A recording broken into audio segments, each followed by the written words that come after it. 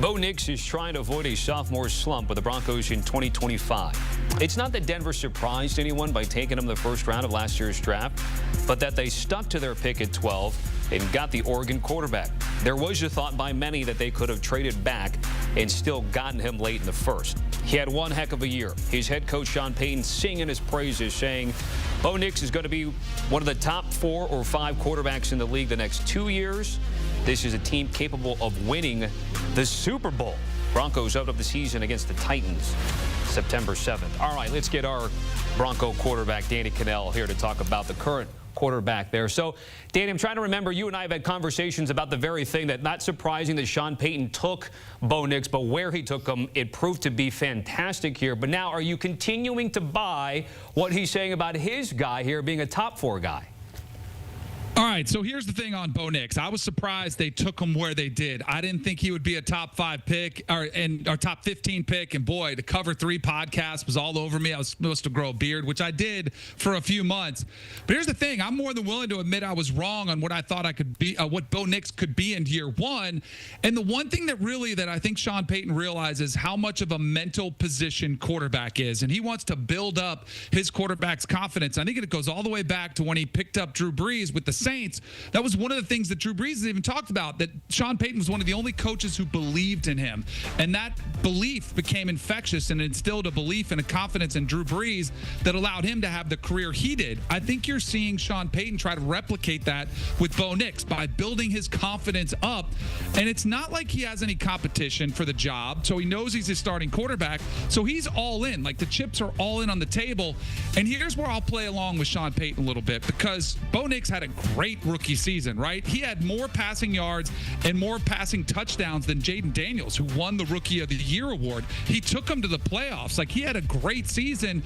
And I think it was interesting because he said top 4 or 5. And that's where I think it's interesting, because there's a very clear-cut top 4 quarterbacks in the NFL with Patrick Mahomes, Josh Allen, Lamar Jackson, and Joe Burrow. Like, there's a top 4 that's very clear-cut. After that, it's a lot of quarterbacks that are kind of jockeying for position to get in that top 5 or top 10 QB spot. And if Bo Nicks continues to develop, he absolutely can be in this conversation. Here's the one word of caution, and you mentioned it. You said sophomore slump. The tendency typically is, once defenses see you for an entire year, they're going to build defenses specifically to stop you, specifically your divisional opponents, but everybody on your schedule.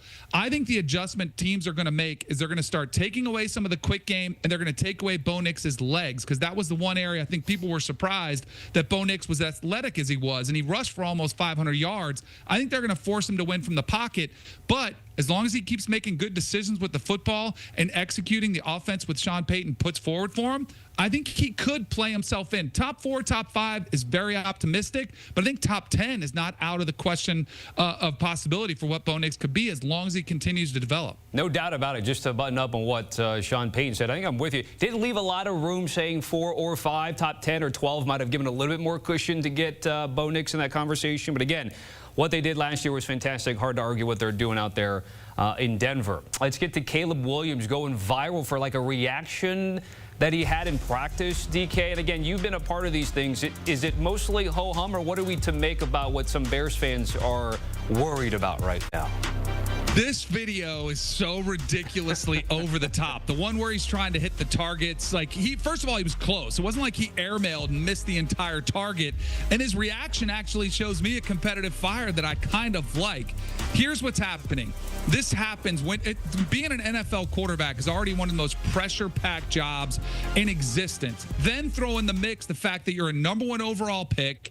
You've got a new head coach in Ben Johnson, who was brought in specifically to groom you to be the future of the franchise, and the amount of money they spent on the offensive line to try to give Caleb Williams everything that he needs to succeed. So now fans are like, oh, it's got to work. I think this is a massive overreaction. I think it's typical that he would struggle in, preseason or in practices when he's already learning a new system in just his second year, because you have to erase everything you learned last season. So I think this is a massive overreaction to Caleb Williams. I still think, is he a surefire surefire slam dunk that he's going to be there for 10 years and get to multiple Pro Bowls, that's very much in doubt. But if you're willing to write him off now, I think you're absolutely crazy, especially if you're using it off a video that goes viral because he missed a couple targets during a pre-practice drill. Like, you need to go get some air. Like, step in some grass and get some air if that's your take. By the way, before we move on, though, DK, what are your expectations for him with Ben Johnson this season?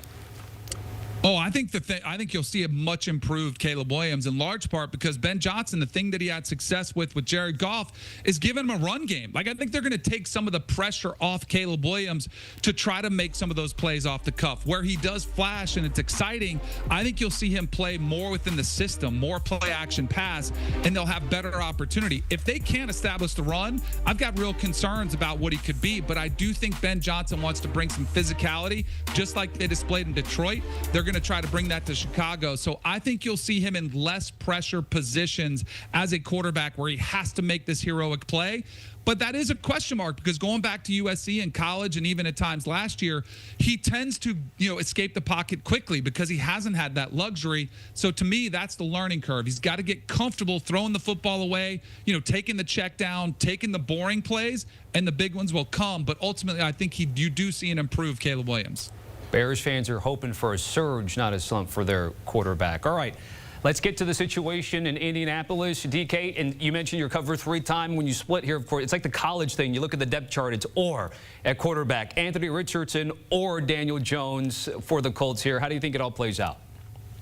So I've maintained for a long time, I think Daniel Jones starts for the Colts. It's just a matter of when. Like, I think he's a really good quarterback who got, he had a very up and down career in New York, but I still think he's played enough football that he's going to be able to pick up Shane Steichen's system pretty quick.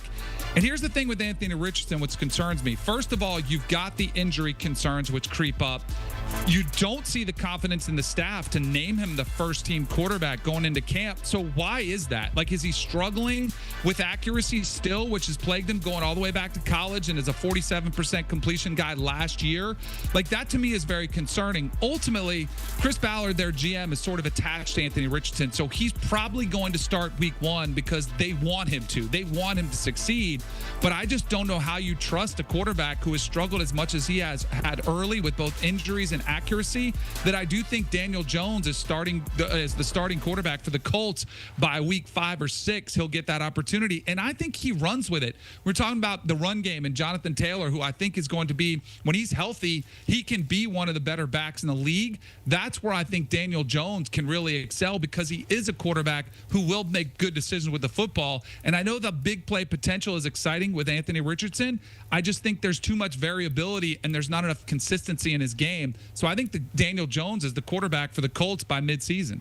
And we'll see it on CBS Week 1 who will be the quarterback, because the Colts will take on the Dolphins, of course, and you were at Miami camp there talking, of course, this surrounding buzz about the Dolphins and culture, and they're poised to take a step down. And before I get your thoughts on your time down there and the team there, DK, let's hear from head coach Mike McDaniel. You should stand corrected. Good morning. False. Great morning. Let's go. Why great? What makes this one great? Because we're another day closer to death. Okay, DK, what do we make of that? So I sat down with Mike McDaniel for about 15 or 20 minutes, and when you hear him talk, you really have to focus because he's got a very dry sense of humor. He's got a sarcasm that kind of drips, and you have to pay attention. And sometimes you can't tell whether he's being sarcastic or he'll slip in a joke that kind of goes over your head if you're not super dialed in. But ultimately, the culture conversation and the culture narrative that the Dolphins don't have a great culture, or that they're a soft team because they haven't been able to go on the road and win in cold weather, it is very real. And after talking to several of their players, talked to Jalen Waddle, talked to Alec Ingold, talked to Tua Tagovailoa, they are aware of the criticism they're taking. And the one thing that I do think was a sign of positive for the Dolphins is I was there last year too. And last year's practice, you saw a lot of guys with red jerseys, which means they're non-contact and they're taking some time off and they're maybe not going full speed at practice.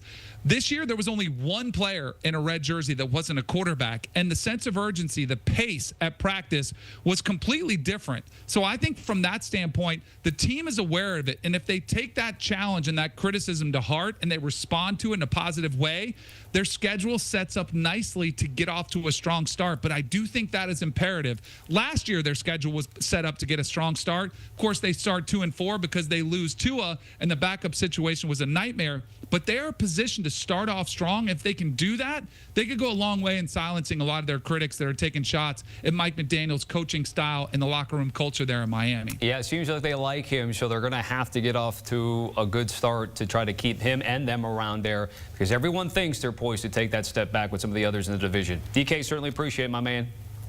You got it, Tommy. All right, we'll hit a break. We'll keep it in the NFL. We'll talk Browns quarterback with Aditi Kinkhabwala. She's there. She's going to give us a report on how those quarterbacks that are there are looking like.